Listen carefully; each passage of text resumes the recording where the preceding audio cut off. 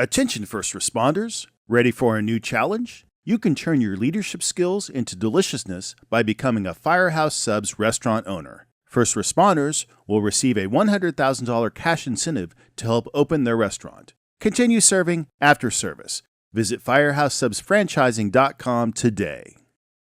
Breathing in diesel exhaust fumes is like walking into a fire without a mask. Over time, those toxins lead to cancer. Protect yourself with Magnegrip, the easiest, most reliable exhaust removal system that features a true 100% seal to eliminate diesel exhaust fumes. To get free grant assistance, visit Magnegrip.com.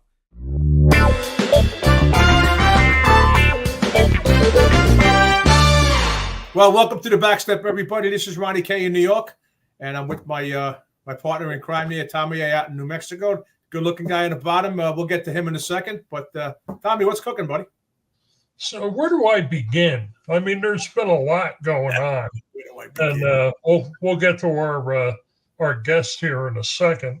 But I certainly wanted to point out that Chief Ron Kanterman is celebrating his 50th year in the American Fire Service, and I got trying to do the math to make sure that I didn't miss anything along the way, but you started off in the FDNY as an auxiliary firefighter, which a lot of us in that era did. I was an auxiliary with the Newark, New Jersey Fire Department myself. But then you went into the FDNY Bureau of Fire Prevention and eventually ended up heading up the fireworks unit, if I remember correctly. From there, you went to Merck Pharmaceutical in New Jersey as the plant's fire chief. From there, you went to the Mohegan tribe as the fire chief there, then on to Wilton, Connecticut as the fire chief with that department. And now you've gone full circle and back at the FDNY at the Fire Prevention Bureau, currently working as the liaison between the Bureau and the operations. And man, I just, I mentioned on your LinkedIn page, I can't thank you enough for taking me on part of that journey with you. And man, that is just so cool that you got your time in. Thanks, Tom. It's been a hell of a ride. I got to tell you, they say it's not the destination, it's the journey. And what a journey it's been. And I am blessed. You know, I put something out recently and I said, you know, Lou Gehrig in 39 said he was, you know, I'm the luckiest man on the face of the earth. I'm sitting right next to Lou Gehrig, man. I just lucky and blessed and I think the crux of the blessing is the people I've met. You know, the work is great. We love being firefighters. We love doing what we do and going to fires and emergencies and whether now I'm in prevention and I wasn't a long time ago, but and being part of the fire service. But the people, it's the people and the quality of the people. Some more than others. We get that, right? But I appreciate you bringing that out, and I'm very proud. I don't walk around saying, "Look at me at 50 years," but I'm proud of that. It's an accomplishment, you know, and I also thank the good Lord that through being a cancer survivor and I got steel on my back and I paid all those dues being a firefighter, that I'm still here to talk about it. So I feel blessed. A lot of guys didn't get this far, and I'm not done. The coolest part is I'm not done. You know, working in fire operations now with some of the big bosses. It's terrific. I listen, after 50 years, Tommy, I still whistle on the way into work every single day. And I did going into the firehouse, and there were dark days. I get that, but the bright days outnumber the dark days by thousands and thousands. So I appreciate your good words and your good wishes, pal. So you had something else before we introduce that guy on the bottom? Yeah. I was on a rant this afternoon, and for a change, I got to thinking, you know, because my 50th will be coming up in about a year, but somebody else had a 50th anniversary that kind of slid by quietly, and that's the United States Fire Administration. Right. And I got to thinking of some of the reports and some of the stuff that's been floating around out there for the last 50 years. And really the start of all that stuff and kind of the federal focus on the fire problem started back in 1947. And that's when President Truman convened the first White House conference on fire prevention. Yep. And the report that came out from that conference is still available. You can look online and find it. And the final report called for fire research regarding the urban and wildland fire problems in the United States. And I got thinking, here we go. And we don't want to do anything in a hurry. Yeah. But, and they still have the Truman Fire Forum every year. They still do that. Yeah. And back in 1966, at the first Wing Spread Conference, and I know, Ron, you've had the honor of attending one of those. And that kind of took the shape of congressional interest in the fire problem. And back in '68, Congress passed legislation and approved funding for the National Commission to study our fire problem. And that was the Fire Research and Safety Act of '68. And that completed report was called America Burning. And man, that was just laid the groundwork for a lot of what we do these days. I dug out my copy today just to remind myself of some of the. You're not going to one-up me, Aurnhammer. You're not going to do it. You're not going to do it. Okay. But you know, that was my first textbook. I started college in '74. I was a freshman, and that was that book just came out. You know, and then they reprinted it a couple of times too. So that final report was delivered to the president. I think Nixon was in office at the time in May of '73. And basically that report also called for the creation of the United States Fire Administration. So in 1987, USFA published America Burning Revisited and went back and looked at some of the stuff and kind of set the benchmarks of what we were doing good, what we weren't doing so good, and where we were on with some of that stuff.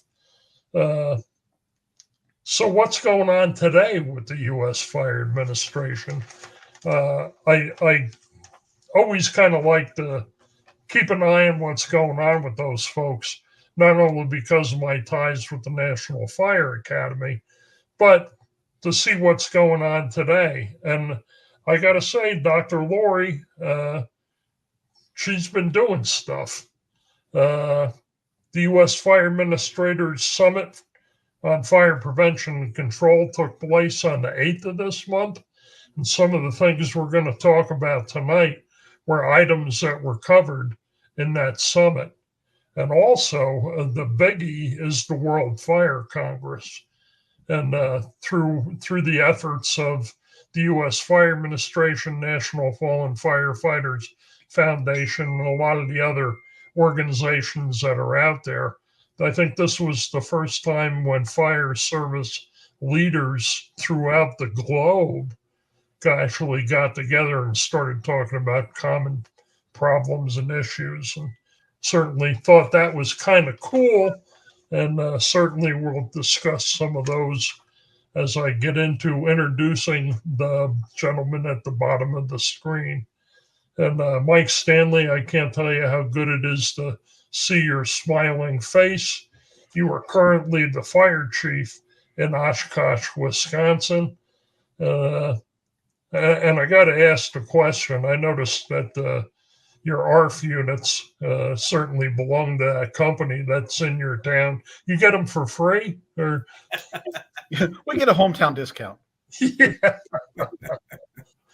Mike is currently the vice president of the International Association of Fire Chiefs Great Lakes Division.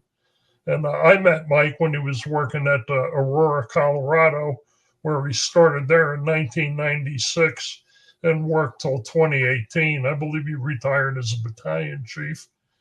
I think I came out to ride with you a couple times when we were out there. Been the chief at Oshkosh since 2018. the present. I happen to know for a fact you've only got two friends, and Mike West is one of them. Mike's a big friend of the show. We've had him on a couple times, and I think you jumped in there at one point when he was out doing something on a motorcycle and couldn't come talk to us. But I was telling Ron before airtime, you and Mike West were responsible for me having the pleasure of meeting George Goldbach. And I know George was a big mentor to a lot of us, and retired FDNY and came to work. And he was at West Metro when he first came out, Mike, if I remember correctly. Yeah, he was. He ran a fire science program for a while in Colorado at one of the community colleges, and then became the chief there at West Metro. Was there for several years before he retired. And yet, tremendous mentor. Certainly to many, but think about him every day. That the leadership lessons that he taught me, the lessons about the fire service, have been invaluable to me throughout my career. Glad that we had the opportunity to know him, and work with him and teach with him and love him. That we're all better for it. Oh yes. With that, what I'd kind of like to do with both of you is just kind of bring up some recent issues and keywords and such, and kind of see where we're at from the perspective. I know from the large departments that Ron's a part of, we've certainly looked at that perspective. We've looked at it from the smaller rural volunteer departments. And then certainly where you're at now, Mike, kind of what I consider to be mid-sized. I was reminded when I pulled the website up how similar Oshkosh is to Farmington. So the department stations, staffing, services provided, and all that stuff. Yeah, But, Mike, can you give us just a broad brush of what your department looks like? Stations, companies, and the manpower, that kind of stuff, if you don't mind. Yeah, absolutely. And before I do that, I think I'd be remiss. Tom brought up your 50th year anniversary, and thanked you for letting him be part of that ride. But on behalf of firefighters everywhere, thank you for what you've done for the fire service. You've made some tremendous contributions, and you've took all of us across the country on that ride with you. So, don't want to pass up an opportunity to say thank you for all you've done, especially for the Fallen Firefighter Foundation. Did such amazing work there that takes care of the families and friends and loved ones of our fallen brothers and sisters. So thank you for that. I appreciate your kind words. Thanks. And by the way, I tried to get out and they dragged me back in. I'll tell you about it later. Yes. So like your department. Yeah, like Tom said, mid-sized department, very, very similar to the suburban departments, in mid-sized departments all across the country. So 6 stations, have 7 fire companies. We're full service department. So we run ALS, transport service within the department as well. And we've got all the specialty teams you would expect of technical rescue and hazmat. And we do a lot of ARF work, as Tom mentioned earlier. Have a lot of water here. So we'll do a lot of dive and water rescue, ice rescue, because that water freezes, pretty much most of the year. So got a great organization with great people that are doing great things. So been really blessed to be a part of it the past 6.5 years, to provide exceptional service to our community, and very, very thankful that opportunity. Just like, all fire chiefs out there, lucky to be in this role. Mike, what does your shift staffing look like? What does shift look like? So daily staffing's 28 a day for us. We do a lot of special event stuff, so we'll have some surges up and down, but daily of 28 a day. Do the conventional 3 shifts, and we're working what we call the modified California, the 24 on, 24 off right now. And about 112 uniforms in the department. Great, thank you. So one of the kind of running conversations we've been having, I think the last 2 months on the show, we had Billy Goldfeder come join us, and I was weeping after looking at his mustache.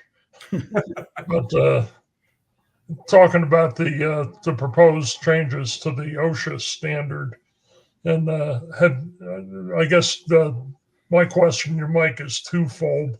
Have you guys looked at it, and are you going to be able to comply, or where are you guys at with it?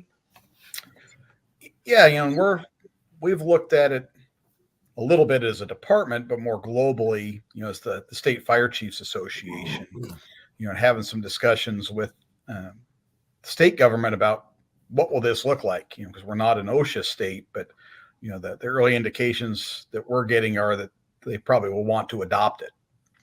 So looking at that kind of overall impact to the Wisconsin Fire Service, and I don't think it's anything unique from what everybody else is looking at. You and I even talked about it the other day, Tom, about this might be not only an unfunded mandate, but an unachievable mandate, and have a tremendous impact on departments, throughout our state and throughout the country.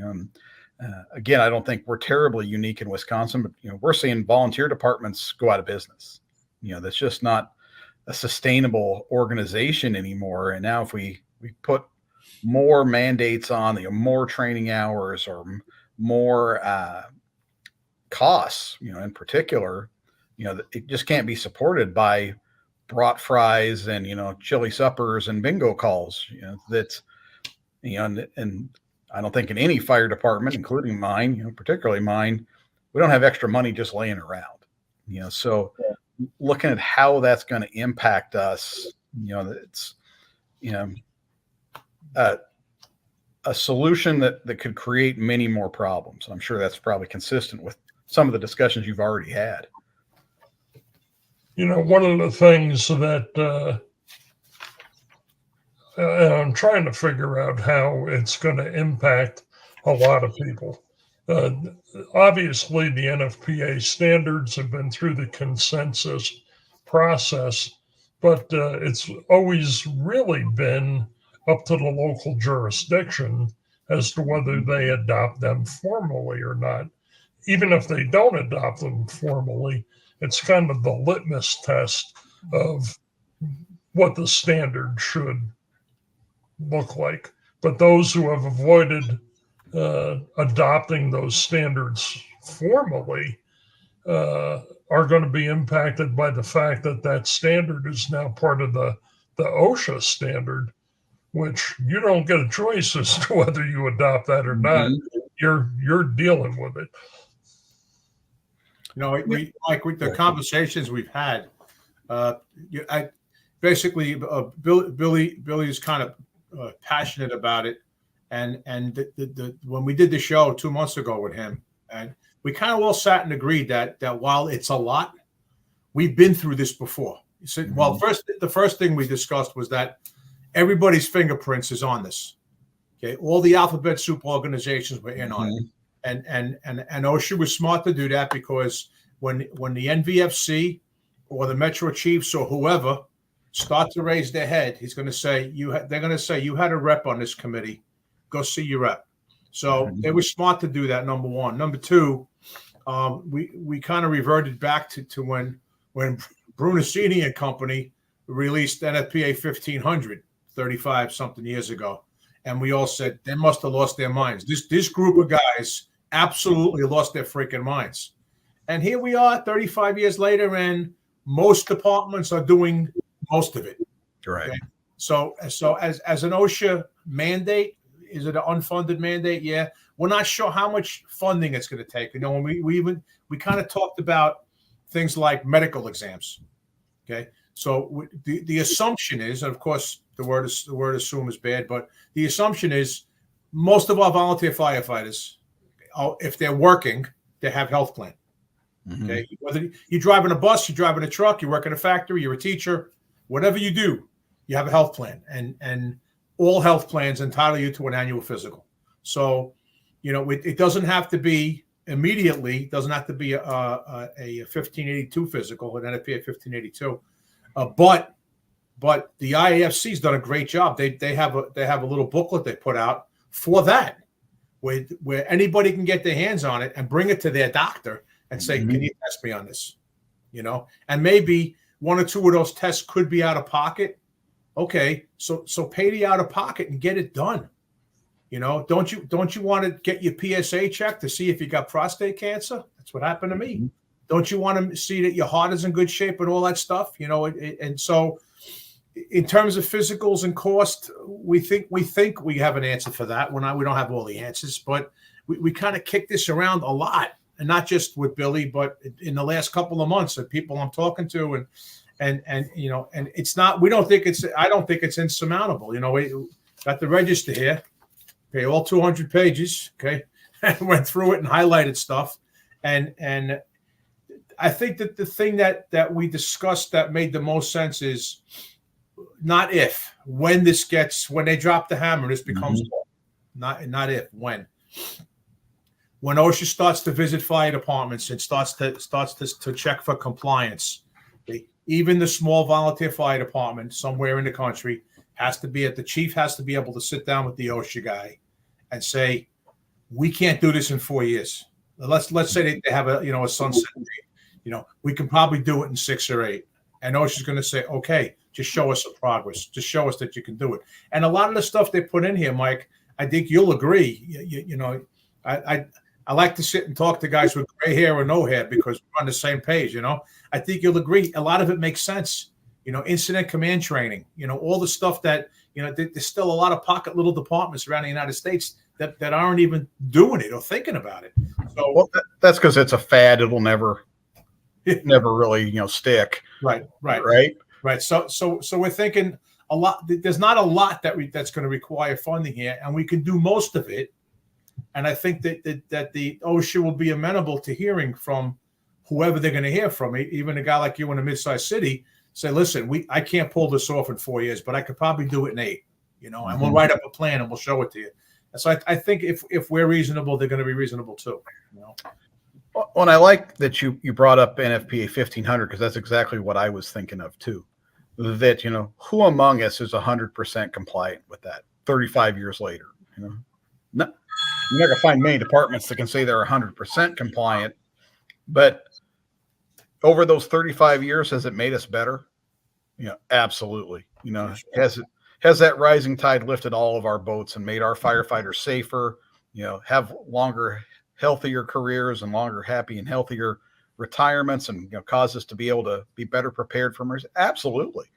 You know, absolutely. And said it's been a journey, like you said, you know, that we haven't arrived at the destination yet. And I think, you know, there'll be a lot of similarities, you know, in the sky is falling, you know, that you talked about with, you know, oh, this is crazy, we can never do this. But, you know, if we get every department in this country to be 10% compliant, 20% compliant, you know, is that better for the fire service, you know, and for the members of the fire service?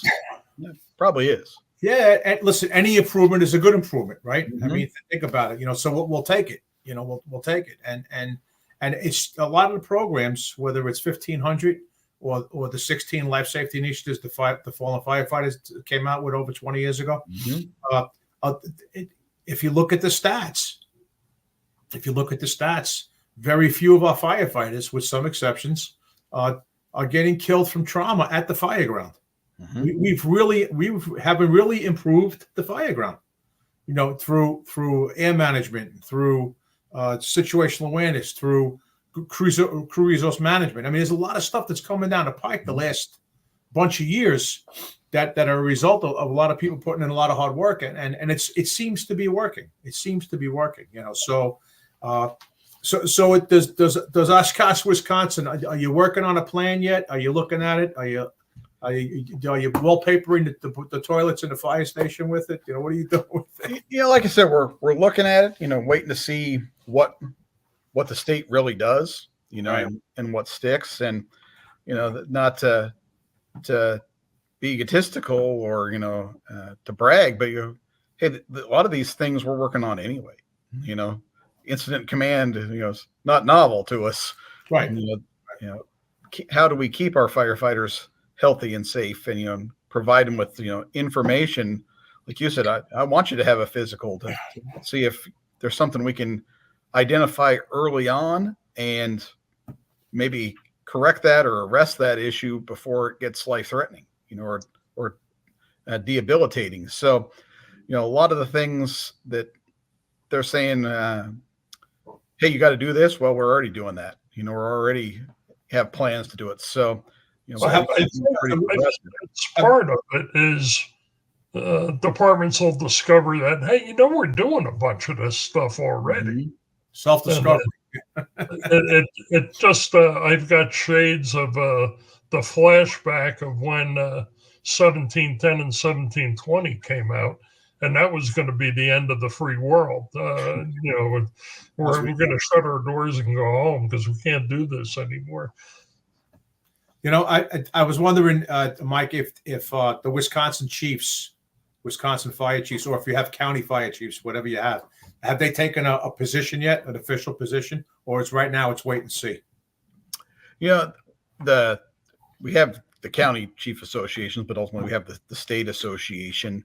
We just in this last couple of days heard from our director of standards and professional services, where we fall under in the state, that if this OSHA mandates this, that they'll likely adopt it. So we're doing some more fact finding and some more consultation of what does that look like, and what position do we want to take. And so we're still kind of early on, because we've been up in the air for so long about, like I said, not being an OSHA state. If they'd say, we're not doing that here, or as a state they say, yeah, we are doing that here. So now that we have some clarity on that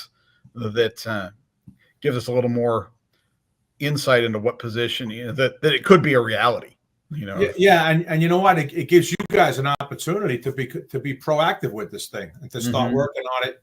And I hate to use the C word, committees, but but you put 2,000 committees together, and you can start chipping away at the block of ice, and you start chipping away at it, because if it's inevitable, if it's coming, certain things are inevitable. Ron Kanterman will have ice cream once a week. That's it. It's inevitable. It's going to happen, right? The law of the universe. Coming down the pike.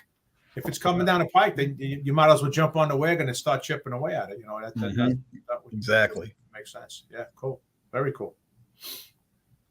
All right, Tom, shall we move on? Yes, we shall. All right. So as you know, Mike, in large urban centers like where I work, we're having what some people call a lithium-ion battery crisis. Okay, we think we have 100,000 bikes and scooters and mobility devices in the city. Wow. Every delivery guy who used to pedal to bring pizza and Chinese food to the house is now on a motorbike. The bad guys invested in them because they're so quiet, they could sneak up on a couple walking down the street on a sidewalk. Okay, knock them down, take her bag, grab his wallet, get on the bike, and take off. So the bad guys are using them. The good guys are using them. They're everywhere. We have our incidents got a little bit less. We're doing a massive campaign on television, everything. So listen, don't charge these in your house. Don't put it in your egress. All the problems that we're having. So being you're kind of in a mid-sized city, are you seeing lithium-ion battery fires, specifically mobility devices, scooters, skateboards, whatever? Not so much yet, right? That especially on the mobility devices, and obviously, very different dynamic, population density wise and things like that. So, people aren't keeping their bicycle in the living room, in their walk-up apartment. We are seeing them causing some garage fires, starting to see that. And then what our bigger concern is the larger lithium-ion batteries. So we're building a great big facility right now for a company that builds boats, and boat motors. That's going to be nothing but lithium-ion battery storage.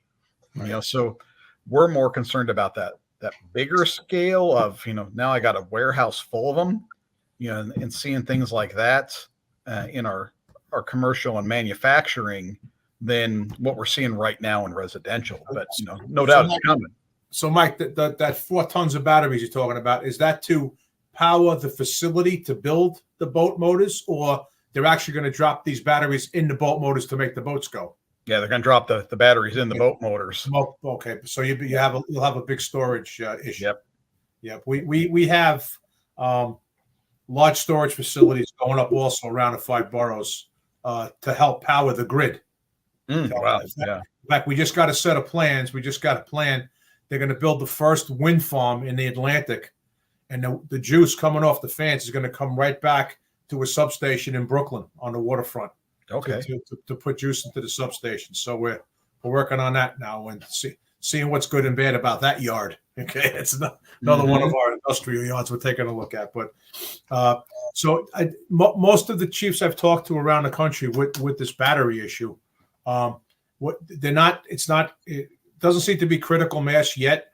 And what's been your experience with Teslas and battery operated cars? I know the Pulsar is battery, and now most of the manufacturers, the big 3, everybody's making electric cars. So have you seen electric car fires at all? Because we're not seeing them. We haven't really either, which is fortunate because, I know I'm preaching to the choir here with, all the listeners and certainly with you two. This, I think, is our new normal, where technology is going to evolve and be put out there so much faster than we can have a solution for the problems it creates. Absolutely. Yep.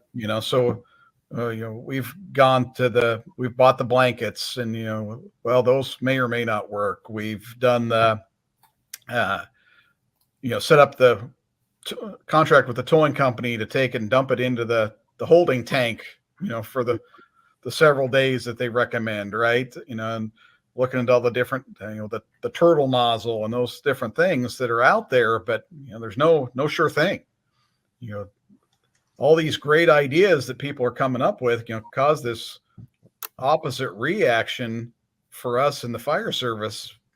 I don't have a real great answer for how this is going to get put out. So yeah, every day's crossing your fingers. Yeah, it's funny you said. I just saw something. I think it was online, and somebody wrote about it. It could have been one of the fire sites, or perhaps even on LinkedIn. LinkedIn's very fire friendly lately. But they said that the technology is moving faster than we have the ability to keep up with it in terms of fire protection and tactic strategy and all the other stuff that goes with it. So I think you're right. I think you're spot on with that. But it doesn't sound like you have a terrific problem at the moment. A lot of our problem is, frankly, is the knockoffs. Yep. The knockoffs. We had a couple of bad fatals the last 2 or 3 years. They were building their own, in a little storefront building. We call them Frankenstein batteries. Most of the time, when our task force is made up of fire inspectors and fire marshals, the New York City fire marshals are our fire investigators. Okay. And they're armed. The inspectors are not. So it's 2 different bureaus: the Bureau of Fire Prevention, Bureau of Fire Investigation. So we put them together. When we set up a task force, they get a tip on an illegal bike shop, manufacturing, whatever. They go there, they raid the place, shut them down, blah, blah, blah. And they nicknamed them Frankenstein batteries. They've seen them in cardboard shoe boxes where they take the individual, they look like double A's, and they put 100 in there, and they take the duct tape and they wrap the duct tape around it. Unreal. And this is the stuff, the lithium-ion battery for a nice motor battery e-bike. We'll call it an e-bike. A brand new battery, after you can't use it, after it's $350, and you could buy a knockoff for $50. What are you can do?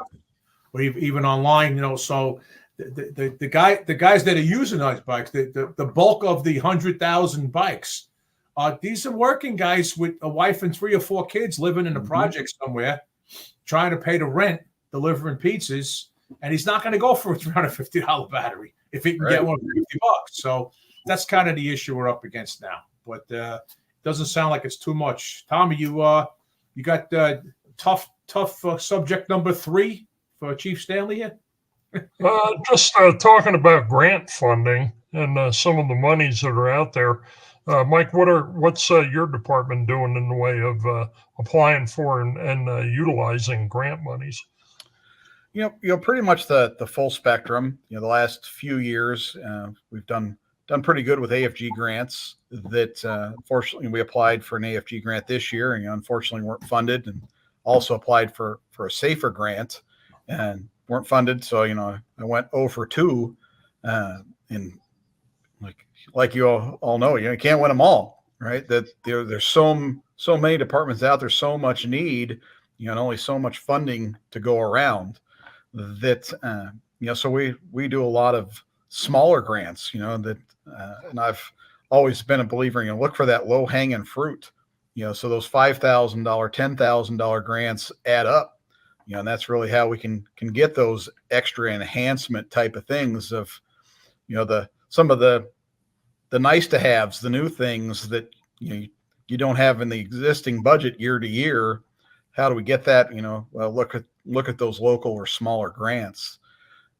One thing I am really excited about, though, is when I was the president of the State Fire Chiefs Association here, we started working towards a grant process, SAFER grant to build a recruitment and retention platform statewide, like a lot of states have done. So we were awarded that in this last grant cycle, over $1.5 million to create that platform to recruit firefighters across Wisconsin. So I know we're going to talk a little bit more about recruitment and retention later, but that's kind of on at the front of my mind when you ask about what's going on with grants. You can roll right into the recruitment drive. Is this for career, volunteer, or both? Both. Yeah. Tom, where'd you go, buddy? I don't know. Once in a while, Mike, he does this. He crosses his arms and he blinks right. And he disappears right off the damn screen, So that's why I call him Genie. That's his nickname, But Sorry about that. 20 or 25 years ago, they did something really. It was pointed at the volunteer fire service in New Jersey, and they actually were able to secure a phone number, 1-800-FIRE-LINE, and they made metal signs, and the DOT put them up all over the state. You couldn't swing a dead cat without hitting a fire line sign. It was, and it kind of worked. People called, and I'm not sure where the number went. I think it went to the state fire marshal's office. There was an answering service there, and they said, well, I want to be a volunteer fire. Okay, where do you live? Blah blah, and then give them the information for that fire department, that chief, whatever.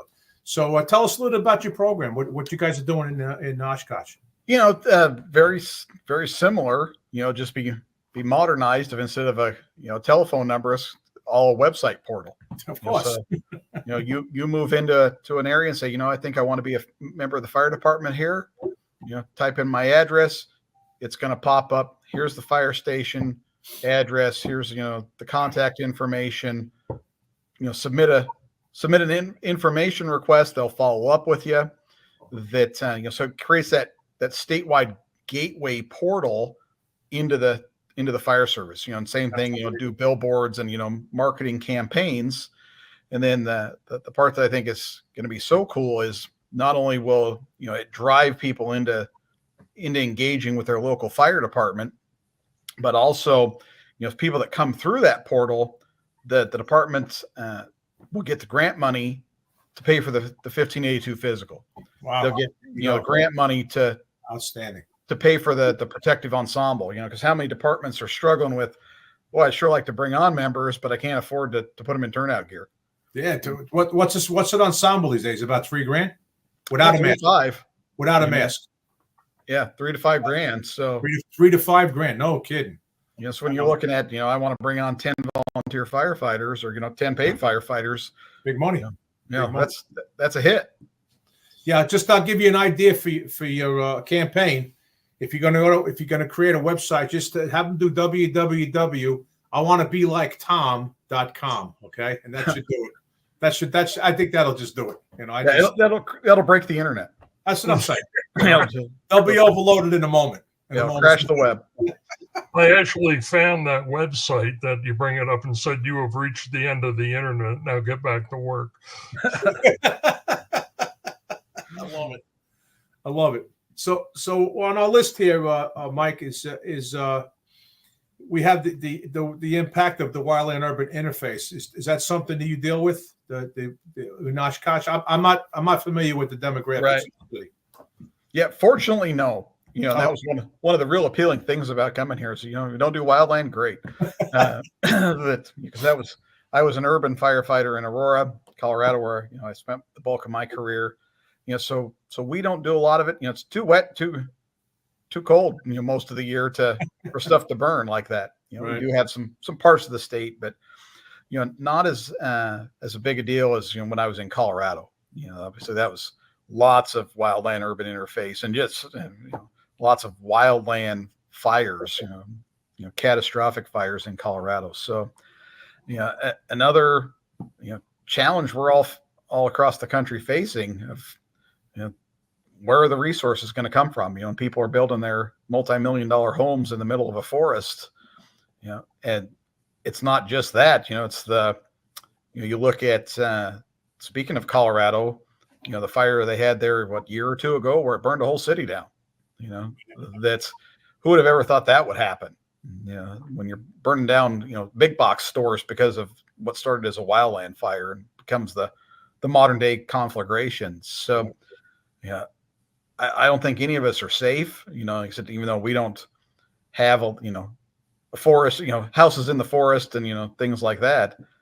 It doesn't take much before it starts jumping building to building. So I think we all have to be pretty cognizant. The thing that surprised me, even coming from New Mexico up to Colorado, was the folks that were moving in from out of state because they wanted to live in that rural setting and expected the same level of service that they were getting, say, in California. You're not getting that. And I don't think people understand that there's a cost associated with fire protection.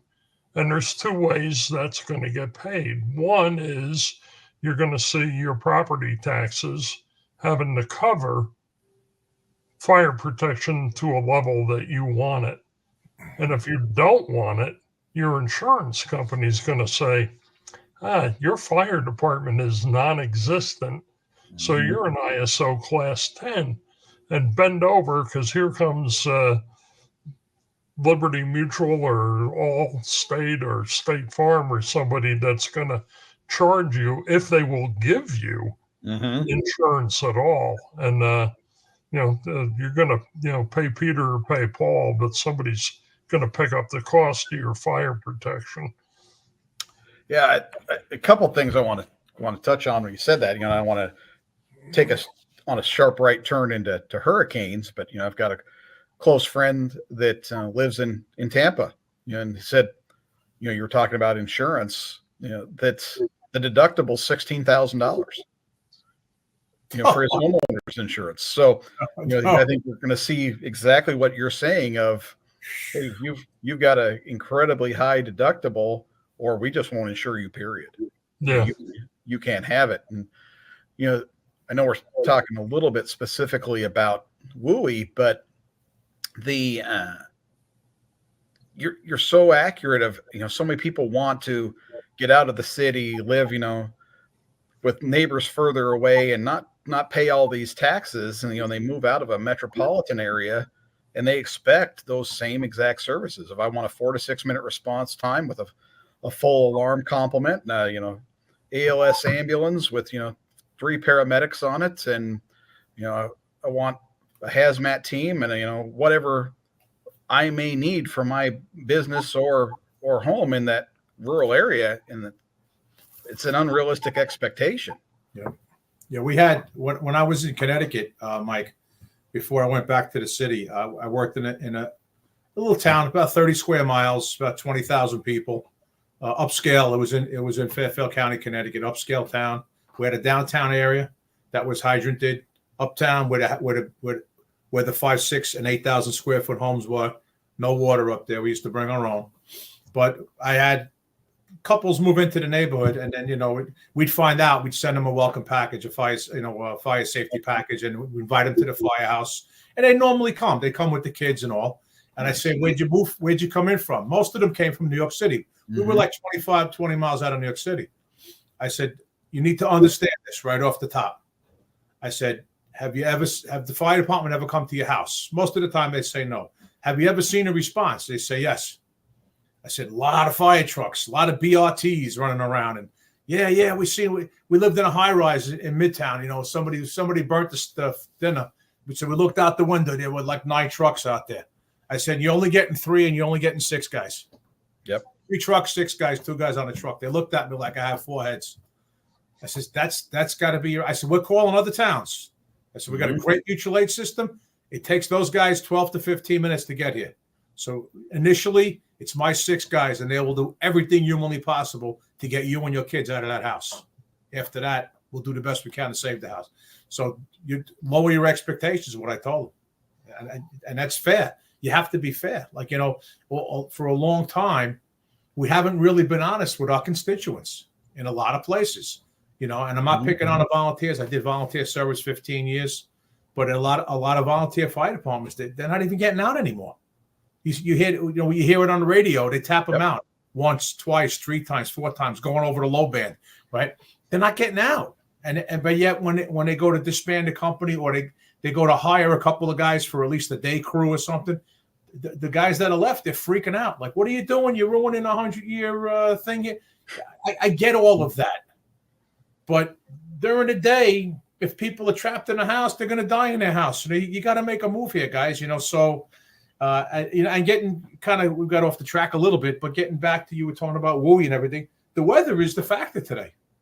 Yeah. If the fire chiefs in this country aren't talking about weather change, then they're missing the mark. It's about weather, right? The weather is crazy. You know, we've all been around almost the same amount of time. I might be the oldest guy in the group. I don't know. But I'll give you that. Yeah.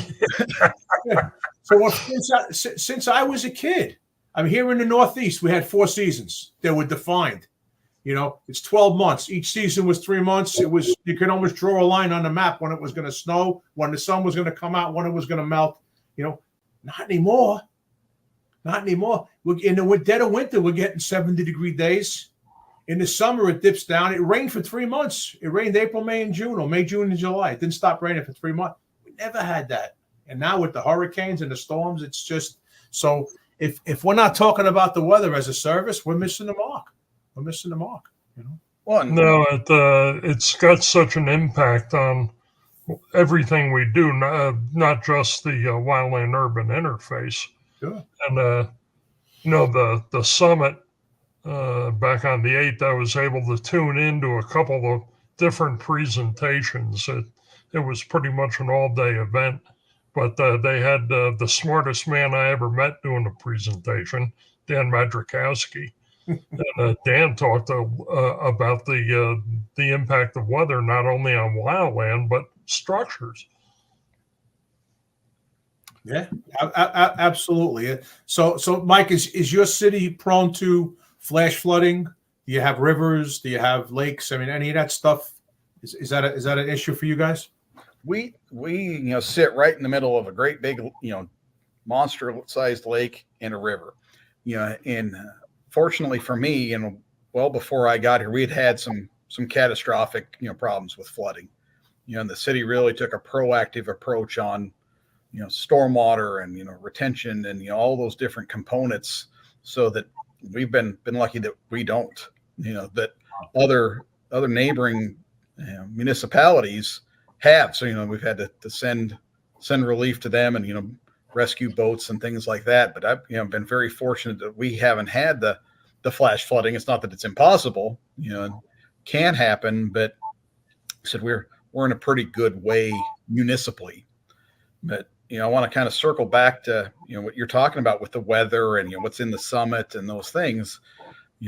One of the struggles of the fire service is we're still trying to solve those problems from 1949 that Tom talked about right at the top of the hour at the beginning of the show. That we're still trying to revisit America Burning from 1987. And are we losing sight of the future of the lithium-ion batteries, the weather changes, the wheel is, we have not moved quickly with the wheel of evolution, and that wheel is moving really fast right now. It's going to just keep picking up speed. So how do we jump on, and stay on, and get past some of these archaic things that we're hanging on to, like you said, Ron, some of the different models and things of, hey, the world, it's a changing, and Yeah. can't be dinosaurs and be obsolete. I know we've been saying that since all of us started in this business, but the big asteroid is coming now. Yeah. I mean, you get the critical mass. I teach graduate level emergency management, and the specific course that I've been teaching is called catastrophe preparedness, responsive preparedness, readiness and preparedness.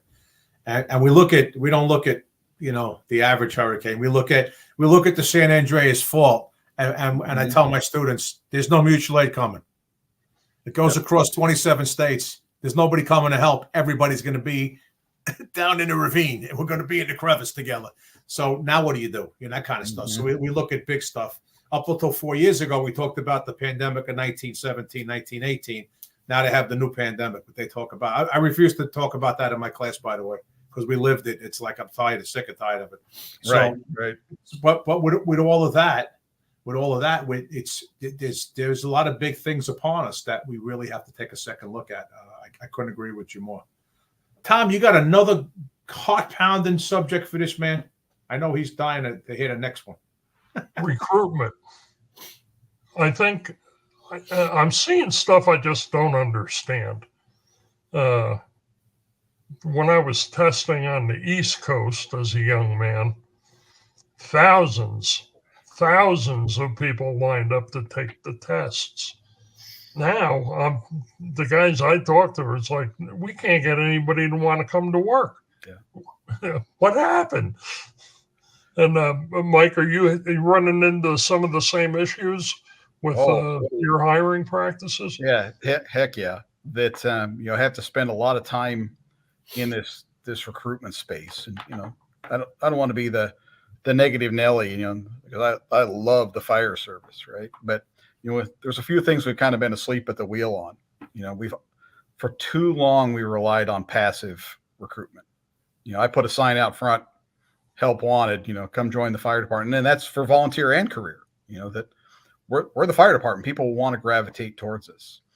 And as we saw the numbers start to decline, we stuck with the same passive recruitment process. We didn't aggressively recruit. And I look not just the fire service, you look at every industry, every employer, across the nation. It's just math. We should have seen it coming.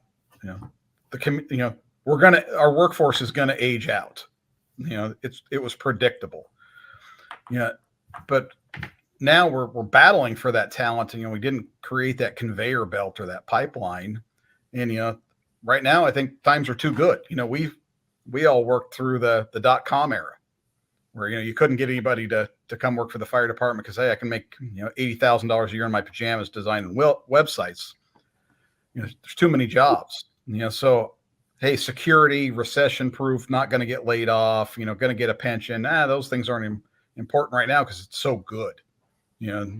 After we saw that .com bubble burst, well, that helped with recruitment, but it's such a changing society. And everybody I talk to across the country, just like you guys do, it's 10%. If you used to get 5,000, you get 500. If you had, 500, you're getting 50, the applicants.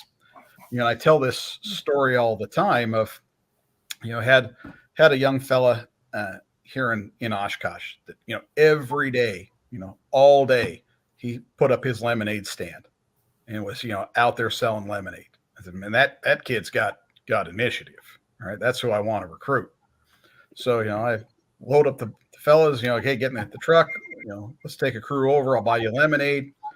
So, I bring a multi-million dollar fire truck there in front of his little lemonade stand with, firefighters. How cool is that? So I'm talking to this young man, and, he's probably about 10 or 11. I said, hey, why you working so hard here? He said, I want to raise money so I have school clothes. So that, he's not looking for video games. This kid's AJ squared away. This is who we want riding around on a fire truck someday, right? I said, hey, what do you think about maybe when you grow up you could be a firefighter? And I wish I could have had a picture of his face. I mean, just the disgust. Just, no. That's great. Absolutely not. And I said, well, if you don't want to do that, what are you going to do? He said, I'm going to be an influencer on YouTube. I'm going to be a YouTuber. Wow. Mm-hmm. That tells the story, Mike. That How do I compete with that? You know, and I even said, Yeah. I love the kid's response, how bold he was, but I never bought more lemonade from him because I said, well, okay, that's a good goal to have. What if that doesn't work out? And this cocky little bugger says, oh, don't you worry. It'll work out. And that's our challenge of modern day recruitment, to build that conveyor belt and that pipeline. We've got to make the fire service cooler than working in your parents' basement playing video games and making YouTube videos and TikTok videos. I'll tell you what they did in the city, Mike, and I think I don't know whose idea, who came up with it. It's the best thing I've seen since sliced bread, like they say. Okay. We have a bona fide cadet program right now. Mm-hmm. We got 100 kids, boys and girls, men and women, between 18 and 24. They do a minimum 20 hours a week, maximum 34 hours. They're in uniform. And over a 2-year period, they rotate to every bureau in the city. I get 10 at a time into fire prevention, and they go out with the inspectors in the field. And come May will be the end of the 2-year cycle for this 100 cadets. And this will be the most heads-up, sharpest group of probies that we're ever going to put through our fire academy. When that list comes out and they start hiring these kids, I don't know who thought of it. It's costing some money. I know that because they're paying them. They get minimum wage. They get $18 an hour, and they're learning. They're like sponges at that age. They're like sponges, and they want to be there. It's not like we're pulling them off the street and saying you're going to be a firefighter. They want to be there. What a great for the career service and going back to recruitment. I think one of the best things I've ever seen also, and I'm a little bit impartial because I grew up in scouting, and then I left scouting for 30 years, and I got dragged back into Chapter 3 of the Mafia. Drag you back in, right? Of the Godfather. So about 10 or 12 years ago, and I've been doing some kind of high-level work for the New York City Council projects, to volunteering some time. But the explorers, the fire explorers, for the volunteer service, I think the Fire Explorer program is spot on. Mm-hmm. It's recruiting those kids from 14 to 18. As long as they're going to stay home and not go to college, or like we say, they start to smell the fumes when they're 18. Perfumes and gasoline fumes. Those are the two fumes. Okay, perfume and gasoline fume. And then you lose them. But if you can hang on to them, I think the Fire Explorer program attached to the volunteer service, every volunteer company should have a Fire Explorer program. You got that's the grassroots stuff. Somebody in the firehouse has to want to do it. That's the problem. That's the issue. Right. Somebody in those departments have to want to do it. Getting back to the summit, there was a presentation that I wanted to make sure I didn't miss out on, that Adam Thiel and Frank Lee did a tag team talking about some of the current issues, and recruitment and retention was certainly part of that. And if you haven't had a chance to go and look at some of that stuff, if you got time, I would highly recommend going and looking at some of the presentations that were put together for that. As we head down the list, Ron, I'm going to rely on your expertise. And Mike, see what you guys are doing with the uptick of cancer cases in the fire service.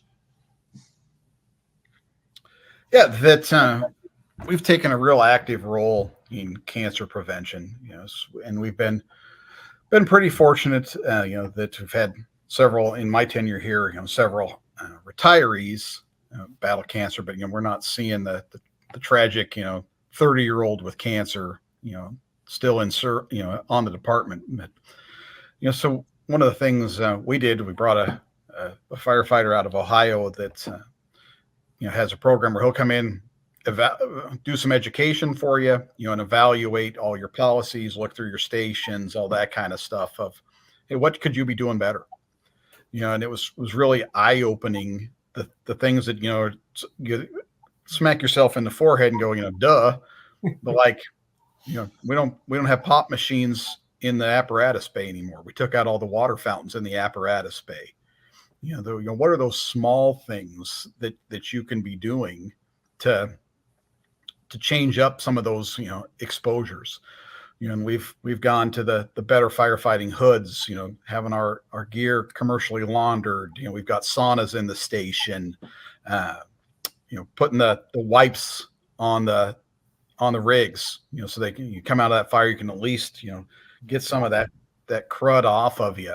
Yeah. So all those little incremental things that can add up. We've pushed the shower within the hour, and done more with the decon on scene, and second sets of bunker gear, and all those. Said, there's a lot of outfitting a whole department with a second set of bunker gear. I know that's a huge undertaking, for any organization. But I said, what can you do that's a no cost item? Move your pop machine. So Right. you're not drinking out of something that's had soot sitting on it, or exhaust, residue, for all the, hour after hour, and now you're drinking it. So there's so much you can do that is not a huge cost, and a huge impact of, you tell people, you got to wear your mask, during overhaul, well, again, that's going to be the end of the world, right? Some of those type of things, we go, yeah, we didn't get any pushback at all when we said we're going to take the drinking fountains and the soda machines out of the bays. Yeah, it makes sense. Yeah, we're behind that. It wasn't a huge cultural, impact and change of mores. So there's so, like I said, just every day doing something to, incrementally to reduce that risk, I think is so important. Yeah, Mike, when I did my health and safety book in 2019 through fire engineering, in the front there's a quote from a fellow chief that I work with in Connecticut, and he stood up at a chiefs meeting one day, and we would just, a lot of this stuff, this decon at the scene, this is going back now. We're going back 5, 6 to 2019, 2018, when this was just starting to surface. And he said to us at a meeting, he says, I called my people together. The unions, they started bitching and belly aching about all this safety, the cancer prevention, all the stuff you just said. And I looked at him, and then my best stern chief of department, tighten your chin strap, best thing I could do. I said, I can't want this more than you. Yeah. I put it right in the book, right in the front. We can't want this more than you. And I took it right away. I went right back to the Firehouse. And when the guys would start complaining, and I'd say to them, I can't want this more than you. Mm-hmm. You have to be breaking my door down as the chief of this fire department for health and safety things. Come every day. You can come every day and talk to me about it. I'll talk to you about it. I can't want it more than you. It was a great quote, and so when you're getting that kind of reception, it's got nice to hear that the guys aren't kicking and screaming. It's like, and I know the bigger department, they say the bigger the problems, right? Right. Imagine getting 11,000 guys to go along with that thing with decon and after a fire. It's hard. But even a small department, it doesn't matter because of our type A mentality, and all that stuff. But and you know what? Finally, for me, we had a discussion one day, and my union president in Wilton said, well, Chief, we don't want to get sick. I said, thank you. You just summed it right up. I said, did the rest of you hear what he just said? We don't want to get sick. Okay, then do some of the stuff we're talking about. Let's go. And then they got on the wagon, so it's but it's one of these things that's going to take time. It's like anything else. It's change. What I always say, it's like turning around an aircraft carrier. Yeah, that's what I use. It's like turning around an aircraft carrier. Can't throw your arm over the seat, give it a U-turn with the wheel. Right. It's going to be long. It's going to be deliberate. It's going to take time. It's going to be calculated, a little bit at a time, spoon feed, blah blah blah. So I get it. Yeah, and it certainly hasn't been all glitter and rainbows. No, can't be. I've talked to other colleagues that, have experienced this same thing, but, the safe cap, they hate the safe cap. That's the worst thing that's ever happened to us. You got to get out and put your bottle on. That's, I've had, lots of resistance to that. Hey, can we change that? And I really boiled it down too with that. And not only is it a cancer prevention thing, but I said, you can't look me in the face and tell me you've never unbuckled your seatbelt to put that SCBA on. And I said, because I know, because I did it. So some of that, you're standing up and putting PPE on in the back of that cab and, taking your seatbelt off. So if I can avoid that and do a little cancer prevention, you're ahead of the game. 10 or 15 years ago, probably 15 years ago, Brunacini was still the boss in Phoenix. Mm-hmm. He told them, he said, if you guys don't stay buckled, I'm going to take all the SCBAs out of the seats and put them back in the compartments on the outside. So you stay buckled till we get to the call, unbuckle you, and then go out and put your pack on like we did in the old days. And they didn't do it, and he did it. Yep, he did it. He put the order out. I want every bottle put back on the compartments again. They moved all the brackets. Now you stay belted till you get there. He didn't want to call somebody's wife and say, we had a rollover and we lost your husband because he didn't buckle the seatbelt. He didn't want it, and I can't blame him. And that's talk about low hanging fruit. Yeah. God, the seatbelt, that's easy. Doesn't cost you nothing, Well, look at that case study out of Virginia. My friend Matt did a great job of sharing that near miss where the youngster fell right out on the road, splatted in the intersection. It could have been horrible. Was that Harrisonburg? Yes. Is that the Matt Tobia? Yeah. Yeah. Yep. Yeah. Like I said, good for him of, sharing that message for the rest of us. It was, incredibly graphic video, right? To see that brother, do a face plant out there in the middle of the intersection out of that fire truck, hey, that's a preventable accident. Oh, there's no doubt about it. And again, we've come a long way, look at how many years the statistic and being you're also involved with the fallen firefighters, Mike, is how long, the 100 deaths a year, 25 of those were responding to returning from. It's not 25 anymore. It's 6, it's 5, it's 2, it's 9, So that also got a little bit better, other than the fireground traumatic injuries. Mm-hmm. So I agree. Well, we're about almost an hour and 10 in. Tom, you want to give Mike one more thing to complain about before we start? Mike, this is your opportunity to let your hair down and get rid of all that tension. Right, it's cathartic. That's it. Opioids. Obviously, different jurisdictions are plagued to different levels. You guys seeing any increase in the overdoses, Mike? We are, that we're seeing quite a bit of increase. We got a county task force that looks at that, that we're a part of, seeing that increase occur, and I say all the time, it's not Johnny the junkie with his belt around his arm out behind the dumpster. It's people that we know, it's people in our neighborhoods, in our social circles, so we've tried to actively support some of those efforts that, we're just like every paramedic agency. We carry Narcan, right? But, we've got leave behind Narcan kits of, we think there's a risk, or, we go there on an overdose or a near overdose, we'll leave that behind so that, family or, loved ones have that, to increase that resource. We also will refer to a peer counselor, and then have a peer counseling team will come do a follow-up to try to get some interventions started.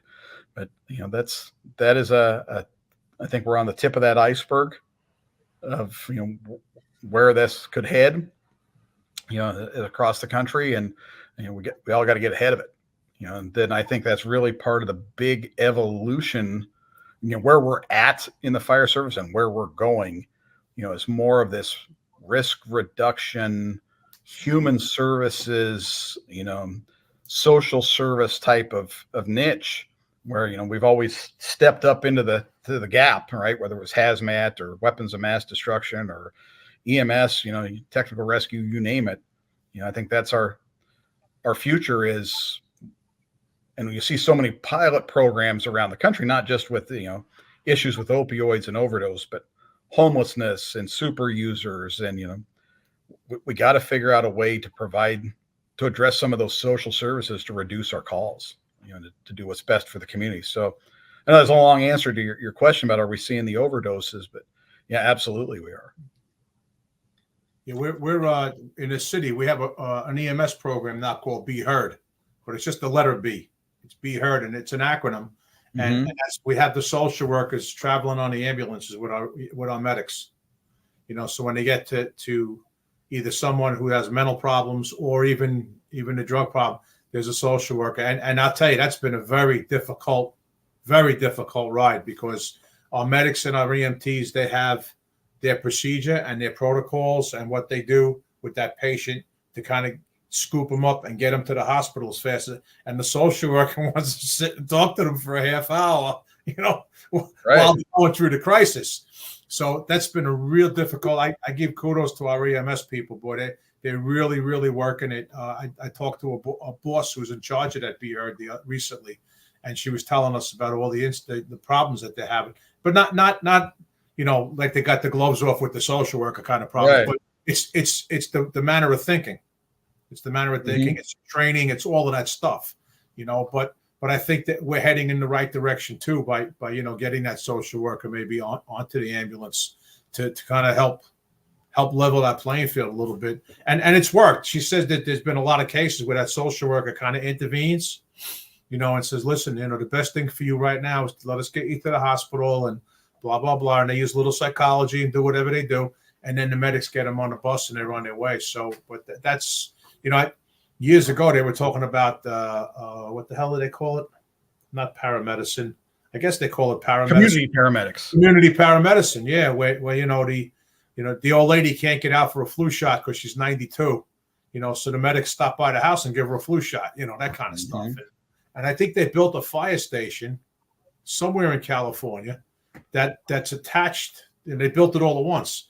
But it's a clinic. It's a medical clinic. One of these walk in, doc in the box, whatever they call it, but it's attached to the fire station. So that's kind of, you can kind of look at that social medicine thing and see which way it's going. It kind of makes sense. Yeah, we got to create more menu items, because right now we all have one. You want to get in that ambulance and go to the emergency room. Well, that's not exactly what I need. I need to get into a rehab facility. I need food. So do you want to get in that ambulance and go to the emergency room? We're a one-trick pony. We got to find more menu items, and maybe that's not all under the umbrella of the fire service, but through partnerships. And I said, a lot of those solutions do not need a highly trained firefighter EMS provider. That, we are mismatching our resources of, they need a social worker. Let's get a social worker or a nurse practitioner or, whatever it might be that helps to address those needs and put them in as the second tier. Right. Right now, sending out especially when we're struggling for people, sending out a highly paid, highly trained firefighter paramedic to tell people that don't want to go to the hospital, hey, I'm happy to take you there in my ambulance. Right. It's a resource mismatch, just like when we, send a brush truck to a high-rise fire. You're not going to get it done. When you said that over and over again, when Henry Ford, when he started putting the Model T off the line, any color you want. Any color you want, as long as it's black. You make that in different colors. Yeah, black, or black was his answer. Yeah. Black, right? So, hey, real quick before we wrap up, Mike, I wanted to hit you up to see what you guys are doing in the way of making sure everybody's maintaining good mental health, whether looking at PTSD issues or stress that some of our folks feel. What do you guys offer in the way of employee assistance? So we've got, the full benefit, employee assistance, but we went through the city, but we went through some changes in the last couple of years of changing some providers, because we're having the that issue with, that every public safety person, military person, they don't understand. They're not familiar enough with what I do, right? So we found some folks that specialize with public safety, to create more avenues that way. And a few years back, we started a peer support team, and we've got a great group, that's, so we really have put a lot of emphasis into training them and training the department. So we brought in a lot of different external trainers to talk about, the traumas, and how you deal with that, and how you can develop resiliency. And one of the things we heard was that this is great information. I wish my family could be here. So we did some trainings for families, and how to work specifically with your family, and invited spouses and things like that. So, and we do the critical incident stress debriefings, defusings, and we've really got done like I said, our peer support folks are fantastic. That they hear, and our command staff and our company officers have been really good. And we've done a lot of education with them as well. Of when you're seeing these incidents and you're hearing these incidents, call and put a bug in somebody from the peer support team's ear of, hey, engine 15 just ran on this teenager that hung himself. Horrific call. Got it. We'll follow up with them. We'll have somebody there at shift change tomorrow. Just touch base with them, because you've all had the same experience as all of us have, right? Where as a chief officer, you go, you guys good? You need anything? Nope, we're good. You want to go home? Nope, good. That having that peer-to-peer contact where they can go, hey, offline here, let's do a temperature check. How you doing? I was pleasantly surprised, and it was the last time we had Mike West on the show. Mike has been training his folks in meditation techniques, and said that has done a lot for reducing the stress of doing the job. And of course, being the smart ass that I am, and Mike being a fellow Jerseyite, it's like, come on, really? You've been smoking that stuff up in Colorado, or what's going on? But Mike's swearing by it. And I know we provided Ron some information on the techniques they're using. The trick is trying to find somebody that's trained to do some of that stuff. In our area, there's hardly anybody doing it. Yeah, but certainly another tool for the toolbox. Great. Yeah, they got some specialists that they'll come to the Firehouse and they'll teach the guys how to do it. And yeah, he's a big advocate of it. He writes about it. He blogs on it and stuff. So I've seen some of his stuff. Yeah, whatever it takes, right? Whatever it takes. Yep. Well, Mike Stanley, this has been a treat for us. I got to tell you, what a great time having you on the show with us and telling us about what mid-city life in the fire service and getting to hear some of your wisdom and some of the good ideas going on in Wisconsin. It's been a pleasure having you up on the Backstep with us. We appreciate you being here tonight. We really do. Well, I appreciate it. It's been an honor to be among giants tonight. So appreciate you guys having me and all that you're doing. So talking about giants, you're talking about Tommy's mustache, right? That's the biggest thing. How jealous I am. It's the biggest thing in the room. Are you kidding me? Yeah. He all he talks about is he's jealous of Goldfeder. And I said, you should have went to the website. I want to be like Billy.com, so you did went there, Tom, we all. Tom, you got a roll call for us tonight? Yeah, I do. We last recorded the show on the 15th of September. And since then, there's been 6 line of duty deaths. Kyle Brinker from Kansas City, Missouri, on the 17th, passed away from an unknown medical during a training.